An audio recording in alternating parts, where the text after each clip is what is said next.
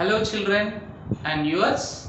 So in the previous class I explained about the interference and as well as constructive interference and destructive interference, and we derived the expression for the intensity of light when two coherent waves are superimposed. So now coming to in this class, so we are going to discuss about the Young's double slit experiment. So the Thomas Young's in 1801, so he was explained interference experimentally. So from this, so he proved the wave nature of the light. Who said the Huygens? So the Huygens will be said that so the wave, nothing but the light will be travel in the form of the waves. So but he will be said only theoretically, but the experimentally proved by the Young scientist. Now coming to the Young's double slit experiment. So actually this Young scientists will be done this experiment by using the pinholes, so which are made in the opaque substances, and in this experiment he will be used the sunlight. So when he was used the sunlight on the screen, he observed the colored bright and dark fringes, but the intensity will be less. So that's why nowadays so we are using instead of sunlight monochromatic light we are using, and as well as instead of pinholes so we are using the slits. That's why this experiment will be called as the Young's double slit experiment. So now come to the Young's double slit experiment. So first of all, the Young scientist will be so made the sunlight to fall on the pinhole S, which is made in the opaque substance PQ. Opaque means which does not allow the light. So that's why when he made the pinhole in this opaque substance, so through that pinhole only the sunlight can be travel. So that's why when the sunlight coming from the sun will be incident on this pinhole S, which is made in the opaque substance PQ like cardboard, so then this pinhole will be convert the sunlight into spherical wavefront. But if you use the slit, so it can be emit the cylindrical wavelength. But here he used the pinhole. That's why so the sunlight will be converted into spherical wavefront. So when the spherical wavefront are traveling in the forward direction, so he will be made that spherical wavefront. So on the two pinholes, these S1 and S2 are the another two pinholes. So these are also pinholes. So but these are the two pinholes, so which are separated by small distance, and these two pinholes S1 and S2 are equidistant from this S. So when the spherical wavefront is fall on the pinhole S1 and S2 simultaneously, so due to that this S1 and S2 are look like so points on the wavefront. So due to that, according to Huygens principle, every point on the wavefront will be source of a secondary disturbances. That secondary disturbances can emit the secondary wavelets. So that's why here the S1 and S2 behaves like a secondary source of secondary source disturbances. So that's why this S1 and S2 can be emit the secondary wavelet, so which have the same frequency, and when they are traveling in the forward direction, so they can maintain the either zero phase difference or constant phase difference. So that's why these two pinholes on which the wavefront is incident simultaneously, so behaves like a coherent sources, and the waves are the secondary wavelets which are coming from this S1 and S2, so are called as secondary wavelets or coherent waves. So when the secondary wavelets or coherent waves are traveling in the forward direction, so the radius of this secondary wavelet will be gradually increases. So due to that they will be superimposed. And again to observe this superimposition, so he will be used a screen. This is a screen.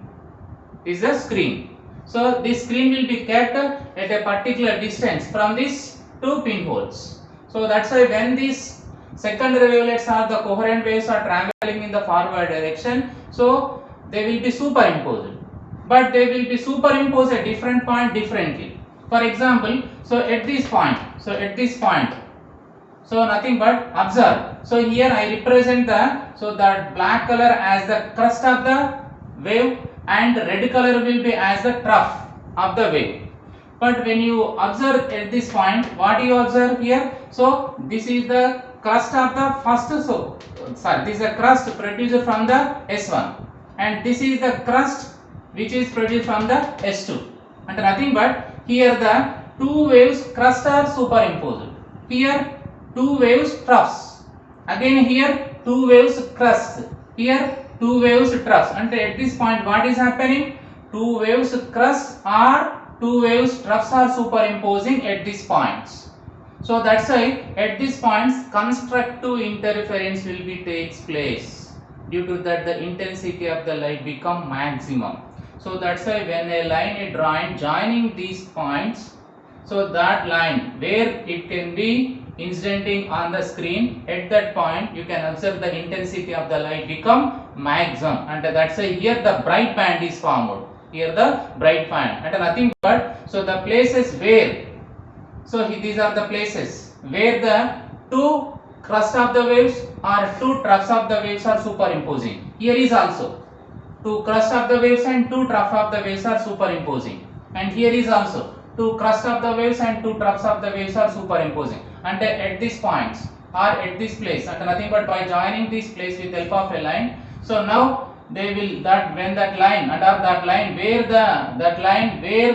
it will be intersecting the screen, so at that place so you can observe the bright bands, and nothing but here the intensity of the light become maximum.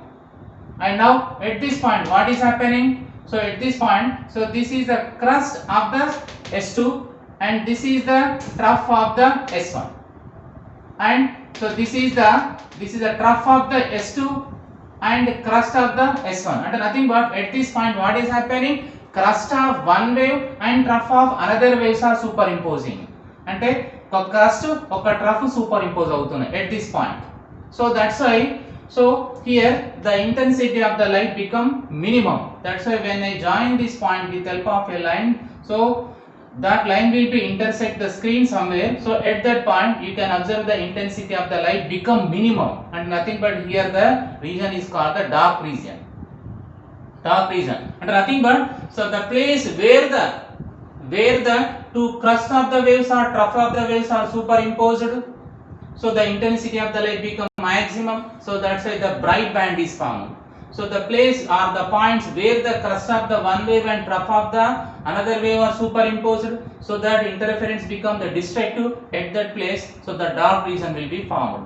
So that's why on the screen you can observe the alternatively dark region and bright region. Dark region and bright region will be observed. So this phenomenon will be called as what? Interference. So now I am going to explain the Young double slit experiment theoretically, and nothing but so when the bright band is formed, when the dark band is formed, and where the bright band is formed, where the dark band is formed. So generally in the Young double slit experiment, YDSE means Young double slit experiment, at the center of the screen, so the intensity of the light become maximum. So that's why that place will be called as central maxima or central bright band, central bright fringe. So band center and band may be, and sometimes we call the band or fringe, and the band and the fringe are the same, you have to remember. So now where the bright band is formed, where the dark band is formed, and what is the distance of that bright band or dark band from the central maxima or central bright band or central bright fringe, so we are going to calculate. So now consider, so these are the two slits or two pinholes of the Young double slit experiment. So these are S1 and this is the S2. Now consider the distance between them will be d, small d. So here this is the small d. Small d is nothing but so distance between two pinholes or slits. So the d will be in millimeter. The d will be in generally millimeter. So nothing but the distance between them is very very small, and they are very close to each other. So now to observe the interference pattern, the scientists will be used a screen. So that's why consider the distance between the slits and screen will be considered capital D. So the capital D will be the distance between the slits and screen. So what is the capital D? Capital D is the distance between the slits and screen. So generally the capital D will be in meters. The distance between them, the distance between the slits and screen will be in meters. That's why, so the capital D is greater than small d. Remember. And now consider, so this is the line joining. So now consider this is the MN. This is the MN is the, so line joining the center of the screen and center of the slits. So now consider this is the line that can be joined the center of the slit and center of the screen.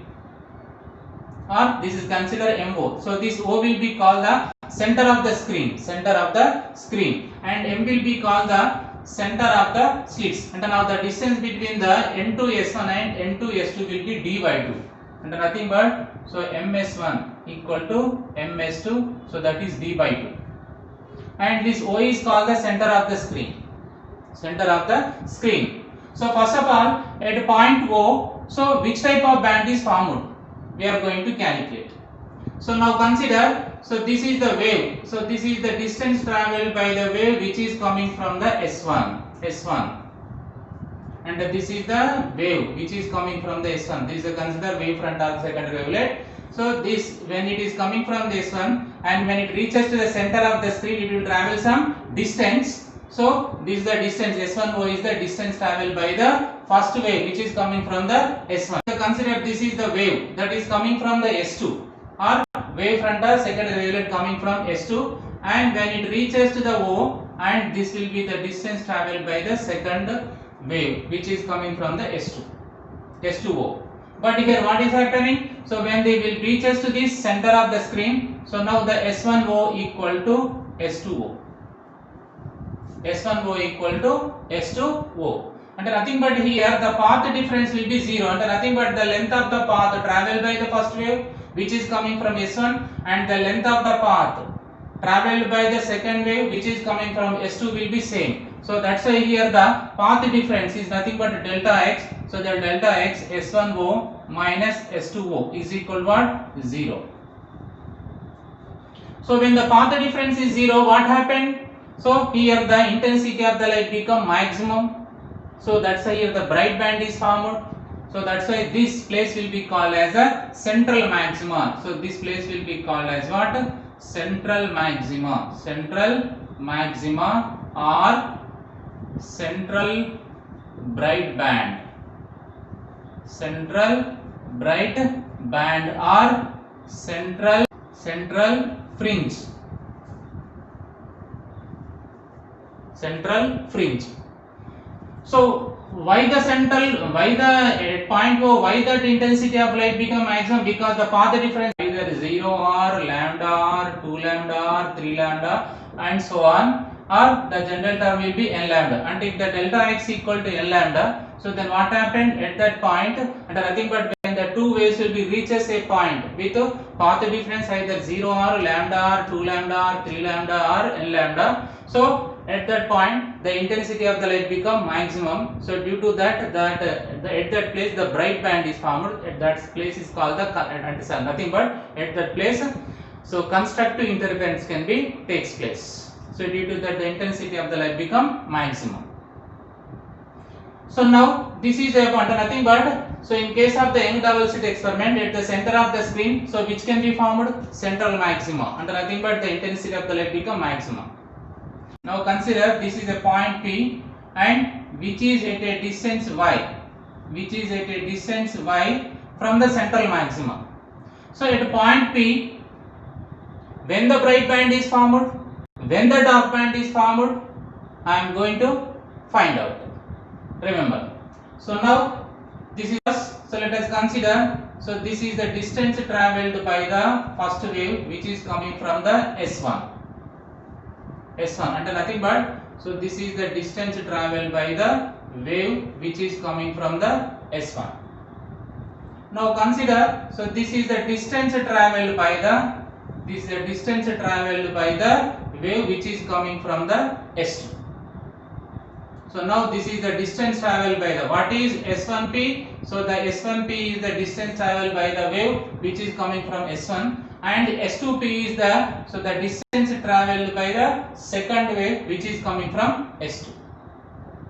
Now what is the path difference between them? So the path difference between them is nothing but what? So S2p minus S1p. Why? Because this S2p will be more and S1p will be less. So that's why what is the path difference when the two waves will be reaches at point P? So next I am going to calculate at point P. So what is the path difference? The path difference. So the path difference delta x is equal to what? S2p minus S1p. S2p minus S1p. So this we have to calculate. So to calculate this path difference, so first of all I am joining the center of this two slits and the point P. Point P. So now you get a line. You get a line. So now consider that line will be make angle theta with the line which is joining the center of the slit and center of the screen. Center of the screen. So that's why to calculate the path difference, what I am doing? So I am joining the center of the two slits and that point with help of a line. So that line will be making how much angle with the line joining the center of the slits and the center of the screen? Theta. Theta. So after that what I am doing here? So now I am drawing a perpendicular from S1 to S2p. I am drawing a perpendicular from S1 to S2p. So now consider, so this is the line or this is the line drawn from what? S1 to where? S2p. So now it make how much angle? 90 degrees. 90 degrees, and now it will be look like this. So this is making how much angle? 90 degrees. So this is S1 and this is S2, and this point will be considered. So this point name will be N. This is the N. Now this S2N will be called as what? Path difference. So that is equal to how much? S2N. So this is the path difference. So this path difference we have to calculate. So what the angle between the line joining the center of slits and point P and the angle between the center of the two slits and the center of the screen will be theta. So when this is angle theta, so now this angle is also theta. And nothing but this angle is also theta here. So how it means? So here the angle between the MP and MO is how much? Theta. The angle between the MP and MO is what? Theta. So generally the angle between any two lines and their perpendicular is same. అంటే ఏవైనా రెండు లైన్ల మధ్య angle θ ఉంటే వాటికి draw చేసిన perpendicular మధ్య కూడా అంతే ఉంటది. So that's why now this is the perpendicular. This S1 S2 will be the perpendicular to whom? MO. And this S1N. So this is the S1N. S1N is also perpendicular to what? MP.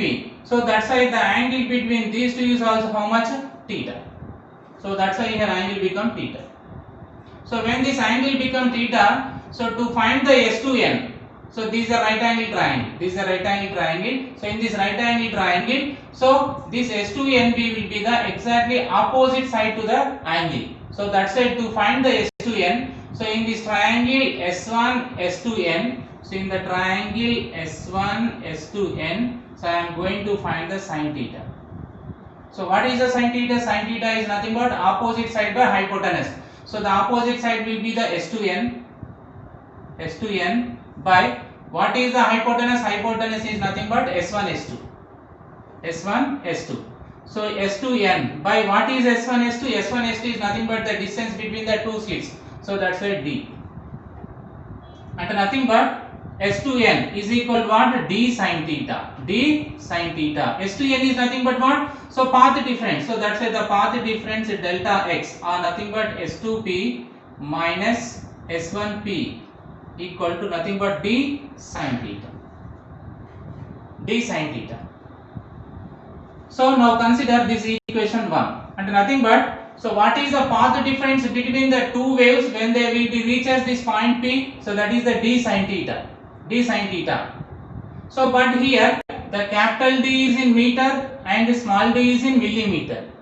The distance between the slits and screen will be in meters and the distance between the slits will be in millimeter. So due to that, so the angle made by this MP and nothing but the distance, the line joining the distance between the slits and point P and the line joining the distance between the slits and the center of the screen will be make how much angle theta. That's why this theta will be make the nothing but that angle become very small, very small. So due to that, when theta is small, so when theta is small,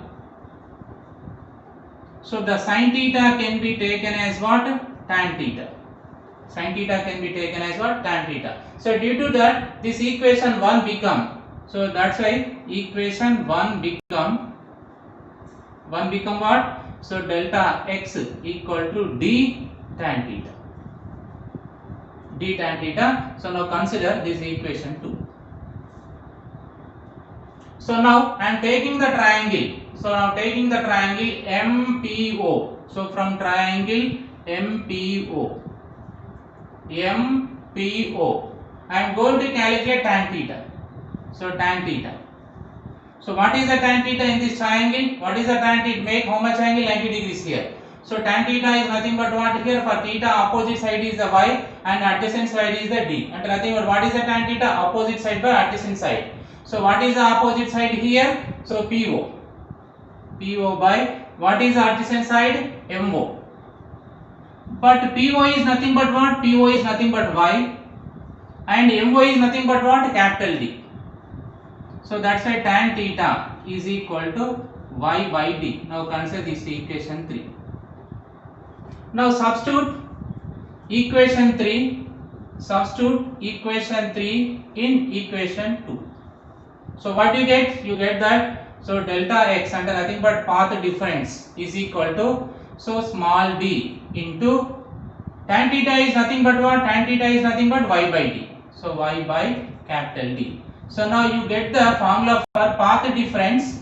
So in terms of the distance between the slits and distance between the slits and screen, as well as the distance of the point P from the central maximum. So now at point P, so when the bright band is formed, when the dark band is formed, so if the constructive interference will be takes place, bright band is formed. If the destructive interference can be takes place, what is formed? Dark point. The path difference at P. The path difference at P is nothing but delta x equal to y. Y means the distance of that point P from the center of the maxima, central maxima, and the distance between the two slits by the distance between the slits and screen. So this path difference can be decided whether at P, so the bright band is formed or dark band is formed. So now I am going to explain about the so when the bright band is formed. So that's why the condition for bright band or bright fringe. So if delta x is equal to lambda, and nothing but if the two waves are superimposed at P with path difference lambda or 2 lambda or 3 lambda or n lambda. Here n means nothing but so the number. N means nothing but the number, either the first bright band or the second bright band or third bright band. If they are superimposed with the path difference lambda, here the first bright band is formed. So if the superimposed with the path difference 2 lambda, here the second bright band is formed. So if the superimposed with the 3 lambda, third bright band is formed. If the superimposed with the n lambda, nth bright band is formed. So that's why the condition for the nth bright band is how much? So condition for nth bright band nth bright band become how much? So that is nothing but n lambda equal to, so here now it become y suffix n and nothing but the distance of the nth band, the distance of the nth bright band from the central maxima into small d by capital D. So that's why y suffix n equal to n lambda into capital D by small d, and here y suffix n can represent the, y suffix n is nothing but distance of nth bright band from O. O means what? Central maximum, from center of screen. O means what? Center of screen, center of the screen. So if n equal to 1, what happened? First bright band. If n equal to 1, nothing but they can be superimposed with the lambda path difference. If n equal to 2, they can be superimposed with 2 lambda. If n equal to 3 means what? They superimposed with the 3 lambda. If they superimpose the lambda, first bright band is found. If they superimpose with the 2 lambda, second bright band is found. If they superimpose with 3 lambda, third band is found. If they superimpose with the n lambda, nth bright band is found. So that distance can be calculated with the help of this formula. So this is about the condition for bright band or bright fringe. And next coming to the condition for the dark fringe or dark band. Dark fringe or dark band. So the condition for